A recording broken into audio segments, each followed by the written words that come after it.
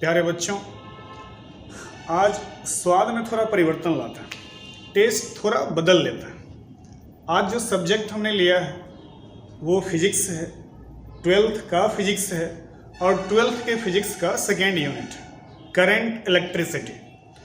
और इसी यूनिट से संबंधित एक छोटा सा बहुत ही शानदार मज़ेदार टॉपिक लिया गया, रेसिस्टर, प्रतिरोधक। रेसिस्टर प्रतिरोधक, या आप बोल सकते हैं अपोज करने वाला, अवरोधक। तो आज का एक छोटा सा मटेरियल है। आज हम जिसकी बात करेंगे वो एक प्रकार का पदार्थ होगा और वह पदार्थ अवरोध उत्पन्न करेगा, रेसिस्ट करेगा, जाने से रोकेगा। अब किसको रोकेगा, कैसे जाने से रोकेगा, इसी पर आज हम लोग डिस्कस करेंगे। तो आज का जो टॉपिक है वो टॉपिक है रेसिस्टर। रेसिस्टर, रेसिस्टर मतलब प्रतिरोधक, या इसी के बदले में आप कह सकते हैं अवरोधक। अवरोधक जो रेसिस्ट करे, अपोज करे, किसी को जाने से रोके, उसको बोलेंगे रेसिस्टर, अवरोधक बोलेंगे। लेकिन इस यूनिट में, करंट में, इस रेसिस्टर का, इस अवरोधक का क्या भूमिका है, किस तरह से ये अपना कंट्रीब्यूशन देता है, ये फायदा पहुंचाता है या नुकसान पहुंचाता है, दोनों पे चर्चा करेंगे। तो रेसिस्टर को समझने से पहले एक छोटा सा डायग्राम है, उस डायग्राम को आप देखिए, जो कि आपने ओम के नियम में पढ़ा। ओम्स लॉ, ओम का नियम 10th क्लास में भी आप पढ़े थे। वहाँ भी करंट इलेक्ट्रिसिटी था, इलेक्ट्रिक करंट में ओम्स लॉ पढ़े थे। और आज यहाँ भी ओम्स लॉ का थोड़ा डिस्कशन कर लेते हैं और उसके जस्ट बाद हम लोग सीधा रेसिस्टर पर चलेंगे, क्योंकि ओम्स लॉ के बिना आप रेसिस्टर के बारे में और ज़्यादा एक्सप्लेन ना कर पाएंगे। तो सबसे पहले इस डायग्राम को समझते हैं जो ओम्स लॉ के अकॉर्डिंग है। अब यहाँ देखिए एक सर्किट, इस सर्किट में एक सेल लगाया गया। सेल का पोटेंशियल डिफरेंस, यहाँ विभवांतर कुछ ना कुछ होगा, इस सेल का विभवांतर कुछ ना कुछ होगा। तो यहाँ पर विभवांतर भी मान लीजिए। जो ही आप, अच्छा यहाँ सेल है, वायर से जोड़ा गया है, इस सर्किट में एक इलेक्ट्रिक बल्ब लगा हुआ है, एक विद्युत बल्ब है। अभी स्विच ऑफ है। जैसे ही आप स्विच को ऑन करते हैं, जैसे ही आप इस स्विच को ऑन करते हैं, स्विच को ऑन करते हैं, चलिए स्विच ऑन हो गया। जैसे ही आप इसको ऑन करते हैं तो इस सर्किट से करंट पास करना शुरू कर देता है। करंट पास करना शुरू कर देता है। तो करंट कितना पास किया? आई करंट पास किया सर्किट से। अब जब यह करंट आई इस बल्ब से होकर पास करता है, तब यह बल्ब जलने लगता है, लाइट प्रोड्यूस करता है। ये एक सिंपल सर्किट है, बहुत ही आसान सा सर्किट है, सिंपल सर्किट, आसान सा परिपथ है। इसमें एक सेल लगाया गया, सेल का पोटेंशियल डिफरेंस विभवांतर भी है। अब सेल लगने से, स्विच ऑन होने से, इस सर्किट से तार से होकर के, ये यहाँ पर तार लगा हुआ वायर है, तार है, इस तार से होकर के करंट पास करना शुरू किया और जैसे ही करंट पास किया तो बल्ब जल गया। अब यहाँ होता क्या है, ये इधर से करंट गया तब बल्ब जला है। इस चीज को समझने के लिए क्या करते हैं, एक डायग्राम आपके सामने है। इस डायग्राम में इधर एक पर्सन है, इनका नाम वोल्ट है, इधर ये है, इनका नाम एम्पियर है, और इधर एक ये है, इनका नाम ओम है। तीन अलग अलग व्यक्ति हैं। एक का नाम वोल्ट है, दूसरे का नाम एम्पियर है और तीसरे का नाम ओम है।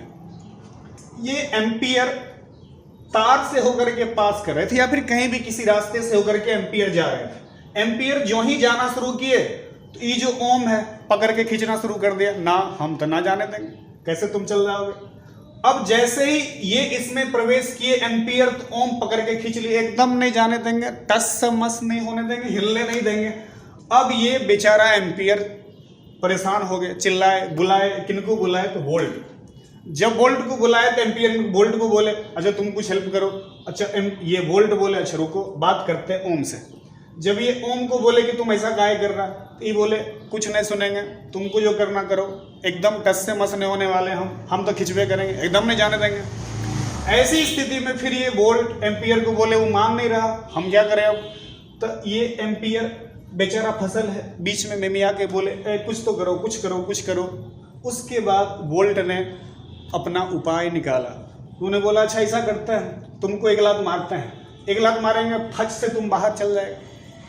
लेकिन जो ही इन्होंने एक लात मारा तो ये एम्पियर तब भी नहीं निकल पाए। अब इस कंडीशन में तब फिर एम्पियर बोला कुछ करो, कुछ करो, निकालो मुझे इसमें से।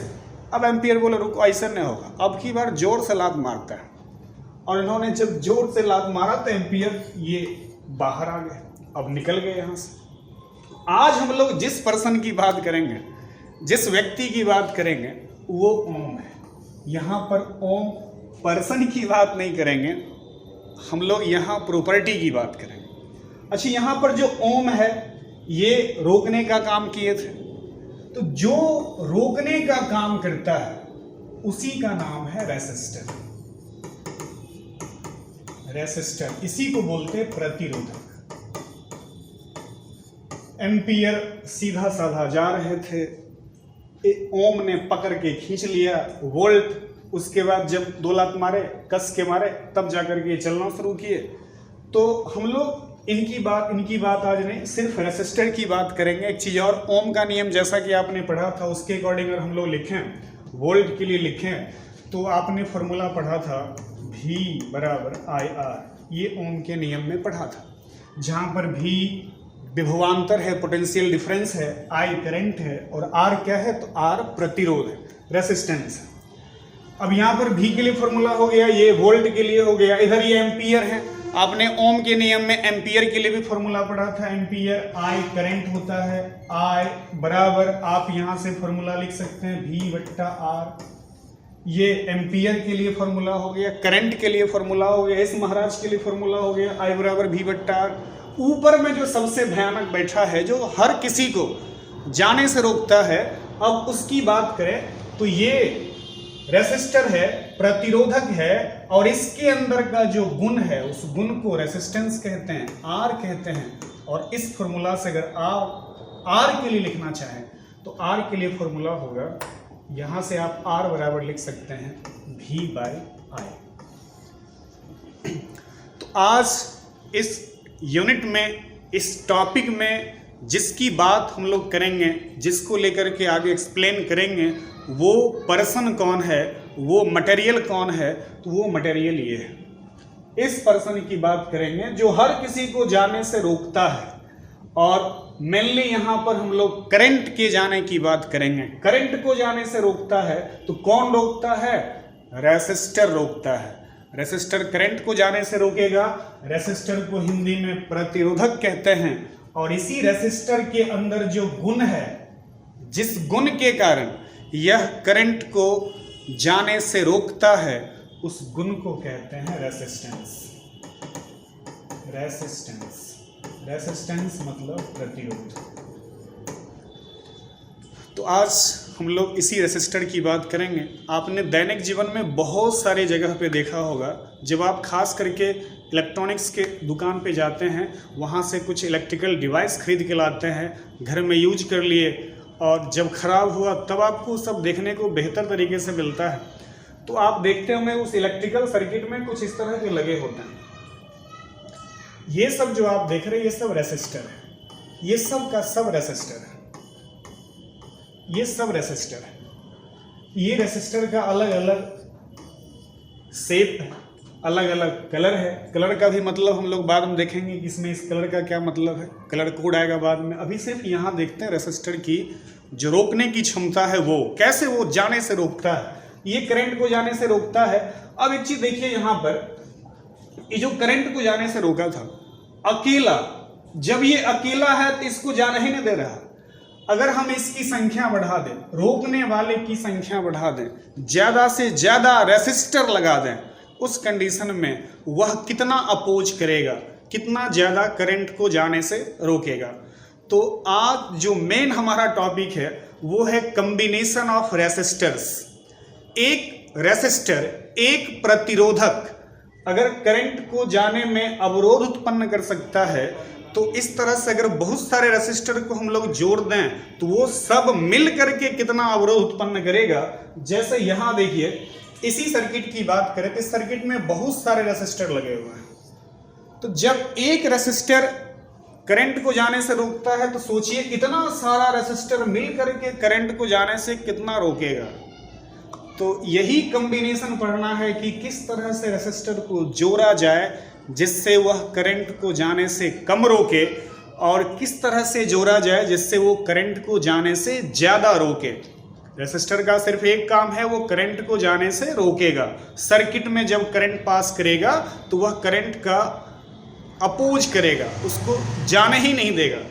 तो अब कैसे जोड़ेंगे इस तरह से? तो मेनली जो रेसिस्टर होता है उसको किसी भी इलेक्ट्रिकल सर्किट में, किसी भी विद्युत परिपथ में दो तरीके से जोड़ा जाता है, और जो दो तरीका है उसमें से एक है सीरीज कॉम्बिनेशन और दूसरा है पैरेलल कॉम्बिनेशन। सीरीज कॉम्बिनेशन मतलब श्रेणी क्रम संयोजन, और पैरेलल कॉम्बिनेशन मतलब समांतर क्रम संयोजन। दो तरीके से जोड़ेंगे, सीरीज में जोड़ेंगे और पैरेलल में जोड़ेंगे। जितना भी इलेक्ट्रिकल सर्किट आप देख रहे हैं, चाहे वो सिंपल सर्किट हो या कम्प्लेक्स सर्किट हो, मतलब सामान्य सर्किट हो या जटिल सर्किट हो, हर एक स्थिति में हर एक जगह दो ही तरीका में आप जोड़ देते हैं। उसमें एक सीरीज वाला है, दूसरा पैरेलल वाला है। तो आज इसमें से हम लोग सिर्फ एक टॉपिक पढ़ेंगे और उसका नाम सीरीज कॉम्बिनेशन, दूसरा बाद में अगले क्लास में कर लेंगे। आज की क्लास में रेसिस्टर का सीरीज कॉम्बिनेशन पढ़ेंगे। तो आइए देखते हैं सीरीज कॉम्बिनेशन। कंबाइन करेंगे, रेसिस्टर को सीरीज में जोड़ेंगे। तो यहां अब देखिए आपके सामने तीन अलग अलग रेसिस्टर है। एक रेसिस्टर ये है, इसका रेसिस्टेंस R1 मान लेते हैं। दूसरा रेसिस्टर ये है, इसका रेसिस्टेंस R2 है। तीसरा रेसिस्टर, इसका रेसिस्टेंस R3 है। तीन अलग अलग रेसिस्टर ले लिए। एक का रेसिस्टेंस, एक का प्रतिरोध। अच्छा, एक बार फिर से क्लियर कर लीजिए, रेसिस्टर पदार्थ का नाम है और रेसिस्टेंस उस पदार्थ का गुण है, और इस प्रॉपर्टी के कारण, गुण के कारण वो करंट को जाने से रोकता है। तीन अलग अलग रेसिस्टर है, तीनों को सीरीज में जोड़ा गया है। तो कैसे समझेंगे कि ये तीनों सीरीज में जुड़ा हुआ है? तो बड़ा एक सिंपल कंडीशन है। अगर आप अलग अलग बहुत सारे रेसिस्टर को जोड़ते हैं, जोड़ने के बाद पोटेंशियल डिफरेंस अप्लाई करते हैं, जैसे यहाँ पर तीन अलग अलग रेसिस्टर है, तीनों को जोड़ दिए और जोड़ने के बाद अगर इस संयोजन से कुछ विभवांतर आरोपित कर देंगे, पोटेंशियल डिफरेंस अप्लाई कर दें, और पोटेंशियल डिफरेंस के अप्लाई होने के बाद अगर सेम करंट तीनों रेसिस्टर से पास करता है, मतलब यहां जैसे ही आपने ये पोटेंशियल डिफरेंस अप्लाई किया, सेल लगाया, ये निगेटिव टर्मिनल, इधर ये पॉजिटिव टर्मिनल, और इससे करंट पास किया। कितना करंट पास किया? तो I करंट पास किया। और यही I करंट अगर तीनों रेसिस्टर से पास करता है तब कहा जाएगा कि यह कॉम्बिनेशन सीरीज कॉम्बिनेशन है। तो सीरीज कॉम्बिनेशन में सेम करंट पास करेगा, जितने भी अलग अलग रेसिस्टर होंगे सबसे सेम करंट पास करेगा। तो इसे आप पहचान सकते हैं कि वो रेसिस्टर का कॉम्बिनेशन सीरीज में है या पैरेलल में है। तो अभी पोटेंशियल डिफरेंस टोटल इस तीनों रेसिस्टर से पोटेंशियल डिफरेंस कितना अप्लाई किया गया? भी विभवांतर आरोपित किए, तो इससे करंट पास किया I, और यह I करंट R1 से भी पास कर रहा है, R2 से भी पास कर रहा है और R3 से भी पास कर रहा है। तो रेसिस्टर का ये कॉम्बिनेशन सीरीज कॉम्बिनेशन होगा क्योंकि सेम करंट पास कर रहा है तीनों रेसिस्टर से। Resistors are said to be connected in series if the same current is flowing through each resistor when some potential difference is applied through the combination। तो यहाँ पर ये रेसिस्टर है, इससे पोटेंशियल डिफरेंस अप्लाई किए, तो इससे यदि सेम करंट पास करेगा तो इस कॉम्बिनेशन को कहा जाएगा सीरीज कॉम्बिनेशन। तो इस सीरीज कॉम्बिनेशन में है, आपने इससे पहले देखा एक रेसिस्टर अगर थोड़ा रेसिस्टेंस क्रिएट कर सकता है, थोड़ा अवरोध उत्पन्न कर सकता है, तो ये तीनों मिल करके कितना अवरोध उत्पन्न करेगा, करंट को जाने से कितना रोकेगा जब ये तीनों मिलकर काम करेगा। अकेला कितना काम किया, तीनों मिलकर कितना काम करेगा। और अभी हम लोग व्यंजक निकालेंगे, एक्सप्रेशन निकालेंगे कि तीनों मिल करके कितना अवरोध उत्पन्न करेगा। इसके लिए सबसे पहले हम लोग मान लेते हैं कि 3 रेसिस्टर है जो कि श्रेणी क्रम में जुड़ा है। माना कि consider 3 resistors are connected in series. माना कि अच्छा, तीनों का रेसिस्टेंस भी लिख लेते हैं, R1, R2 तथा R3 प्रतिरोध का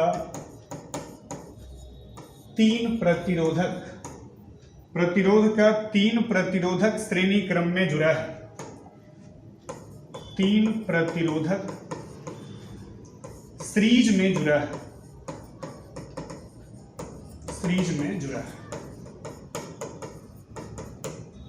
यहां पर मान लिए 3 अलग अलग रेसिस्टर है और तीनों रेसिस्टर किस क्रम में जुड़ा है, तो श्रेणी क्रम में जुड़ा है। अब यहां पर जैसे ही सीरीज कॉम्बिनेशन में जुड़ेगा तो अलग अलग रेसिस्टर R1, R2, R3, इससे करंट तो सेम पास करेगा। तो यहां लिख लेते हैं I बराबर, I क्या है, तो परिपथ से, सर्किट से प्रवाहित धारा, ये करंट है। करंट कहां से पास करेगा, तो करंट थ्रू सर्किट, इस परिपथ से प्रवाहित धारा I हो गया। और यहां पर जो भी है ये विभवांतर है, पोटेंशियल डिफरेंस है, potential difference across the combination। इस संयोजन से भी वोल्ट विभवांतर आरोपित किया गया, तो I करंट पास किया जिसमें 3 अलग अलग रेसिस्टर है जिसका रेसिस्टेंस R1 है, R2 है, R3। अब ये जो पोटेंशियल है यहां पर ये देख लेते हैं कि R1 से कितना पोटेंशियल डिफरेंस है। ये मान लेते हैं कि R1 से विभवांतर V1 है, R2 से विभवांतर, R2 से होकर जो विभवांतर है वो V2 है, और R3 से होकर जो विभवांतर है वो V3। 3 अलग अलग रेसिस्टर, R1 से होकर कितना विभवांतर है V1, R2 से कितना विभवांतर V2 और R3 से कितना हो गया V3। अब टोटल कैलकुलेट करना है कि कुल मिलाकर कितना प्रतिरोध होगा पूरे सर्किट पर। तो इसके लिए हम लोग ओम के नियम का उपयोग करेंगे। ओम्स लॉ अप्लाई करते हैं, ओम का नियम। आपने ओम के नियम, अच्छी चीज, और उससे पहले ये टोटल पोटेंशियल डिफरेंस भी है, तो ये भी कितने भाग में बटा है, 3 अलग अलग पार्ट में बट गया। जो सेल आपने लगाया वो सेल जो विभवांतर उत्पन्न किया वह विभवांतर कितने भाग में बट गया, तो 3 पार्ट में बटा, V1, V2, V3। R1 से कितना विभवांतर है, V1 है, R2 से कितना है, V2 है, R3 से कितना है, V3। अगर आप इसको लिखना चाहें तो लिख सकते हैं, लेट V1 बराबर V2 बराबर V3 बराबर, तो ये V1 किससे होकर विभवांतर है, तो R1 से विभवांतर, पोटेंशियल डिफरेंस R1 से विभवांतर हो गया, कितना विभवांतर हो गया V1। V2 किससे होकर विभवांतर है, तो R2 से विभवांतर V2। इसी तरह R3 से कितना विभवांतर है, तो R3 से जो विभवांतर है वो V3 है। इसलिए टोटल भी, तो यह टोटल भी 3 पार्ट में बटा, तो 3 पार्ट में बटा, तो अगर तीनों को ऐड कर देते हैं V1, V2, V3, जब आप तीनों को ऐड करेंगे तो टोटल पोटेंशियल डिफरेंस मिल जाएगा जो सेल का होगा। अब V1, V2, V3 ये V के इक्वल हो गया। अब इसके बाद जो आपने ओम्स लॉ पढ़ा है उसका एप्लीकेशन देख लेते हैं। आपने ओम्स लॉ में पढ़ा, फ्रॉम ओम्स लॉ, ओम के नियम से आपने पढ़ा है V बराबर IR। ये ओम का नियम जिसमें V पोटेंशियल डिफरेंस है, I विभवांतर नहीं करंट है, और जो R है वो रेजिस्टेंस है, प्रतिरोध है।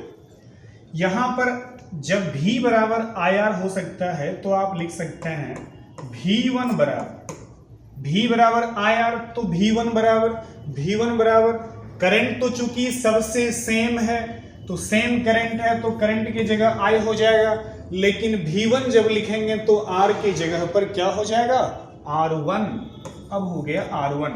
इसी तरह से जब V2 लिखेंगे तो I तो सेम है, V2 बराबर I की जगह I रह जाएगा, अब R की जगह पर इसमें हो जाएगा R2, और इसी तरह से V3 के लिए होगा IR3। तो अलग अलग ओम के नियम का उपयोग करके V1, V2, V3 तीनों का वैल्यू लिख लिया गया। अब इस वैल्यू को इक्वेशन फर्स्ट में रख लेते हैं। तो जब इस वैल्यू को इक्वेशन फर्स्ट में रखेंगे तब देखिए अब क्या रिलेशन आता है, क्या रिजल्ट मिलता है।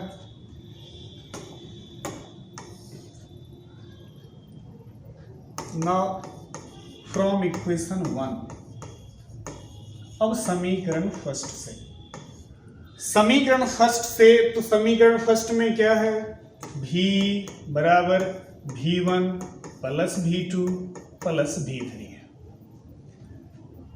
अब V की जगह V रहने देते हैं, V1 का वैल्यू यहां से रख लेते हैं, V2 V3 तीनों वैल्यू को रख लेते हैं। तो V1 का वैल्यू है IR1, V2 की जगह पर IR2 और V3 की जगह पर IR3। तो एक रिलेशन ये मिल गया, एक काम और करते हैं, V बराबर इस तीनों में I है, कॉमन कर लीजिए, I कॉमन करेंगे तो R1 plus R2 plus R3, ये रिलेशन मिला। अगर आप चाहें तो इसको मान सकते हैं सेकेंड, कोई दिक्कत नहीं। अब V बराबर I into R1 plus R2 plus R3 मिल गया।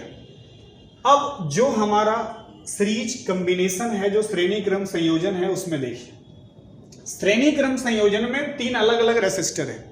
अब हम लोग ये मान लेते हैं कि जब ये अकेला था तो ठीक है, कोई बात नहीं, लेकिन जब तीनों एक साथ काम करेगा तो कुल कितना प्रतिरोध उत्पन्न करेगा, कुल कितना रेसिस्टेंस क्रिएट करेगा।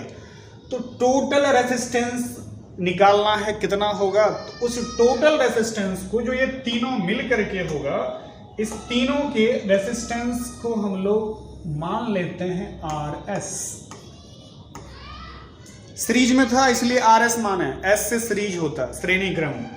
तो जब अकेला था तो कोई बात नहीं, लेकिन जब तीनों हो गया तो तीनों एक साथ कितना रेसिस्टेंस प्रोड्यूस करेगा, कितना करेगा, तो मान लिए RS प्रोड्यूस करेगा। अब इसी RS को यहां पर फिर से लिखते हैं, इसी RS को यहां लिखेंगे तो यहां पर वो कंसिडरिंग टर्म देख लीजिए, कंसिडरिंग टर्म यहां पर if RS be the equivalent resistance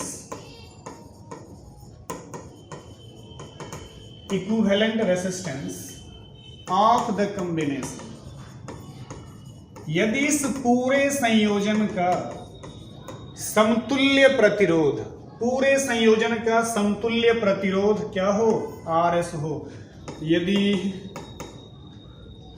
इस संयोजन का समतुल्य प्रतिरोध क्या हो, RS हो, समतुल्य प्रतिरोध RS हो, तो फिर से ओम्स लॉ अप्लाई कर देंगे। पूरे संयोजन का जो रेसिस्टेंस था वो क्या था, RS। इस कंडीशन में ये जो आप लिखते हैं V बराबर I, तो I है लेकिन R की जगह पर क्या होगा, RS। उस कंडीशन में फिर से ओम के नियम से V बराबर I RS हो जाएगा, इसको मान लेते हैं थर्ड। अब इक्वेशन थर्ड और सेकंड को देखिए, सेकंड में यहां भी है, थर्ड में यहां पर भी है, दोनों V और V इक्वल है, तो राइट साइड वाला को भी इक्वल कर देता है। इस दोनों को जब इक्वल करेंगे उस कंडीशन में समीकरण फर्स्ट और सेकंड से, फ्रॉम इक्वेशन 1 एंड 2, समीकरण फर्स्ट और सेकंड से आप लिखेंगे IRS बराबर इधर हो जाएगा I into R1 plus R2 plus R3। Equation first और सेकेंड से दोनों का लेफ्ट साइड इक्वल था, तो राइट साइड भी इक्वल होगा। तो आई आर एस किसके इक्वल होगा? I R one plus R two plus R three के इक्वल होगा। अब इस दोनों में कैंसिल हो सकता है, आई से आई कैंसिल कर दीजिए, आई से आई कैंसिल हो गया, तो R S equal to R one plus R two plus R three, R one plus R two plus R three. तो ये आर एस के लिए फॉर्मूला मिल गया और यही तो आपको कैलकुलेट करना था। अगर बहुत सारे रेसिस्टर सीरीज में जुड़े हों तो उनका इक्विवेलेंट रेसिस्टेंस कितना होगा, समतुल्य प्रतिरोध कितना होगा, सब मिल करके कितना अवरोध उत्पन्न करेगा, तो उसको कैलकुलेट करने के लिए इस रिलेशन का आप यूज कर सकते हैं। तो आर एस बराबर R one plus R two plus R three. तो ये हमारा मेन रिलेशन हुआ जो आपको डिराइव करना था। अब इसी में कंडीशन अप्लाई कर लेते हैं कि यदि इस कॉम्बिनेशन में n रेसिस्टर जुड़ा हो, n प्रतिरोधक जुड़ा हो, इस पूरे कॉम्बिनेशन में बहुत सारे प्रतिरोधक जुड़े हों, अभी तो सिर्फ 3 रेसिस्टर जुड़े थे, अगर आप n रेसिस्टर 10, 20, 50 जोड़ते हैं तब टोटल कितना होगा, इसके लिए हम लोग कैलकुलेट कर लेते हैं। यदि संयोजन में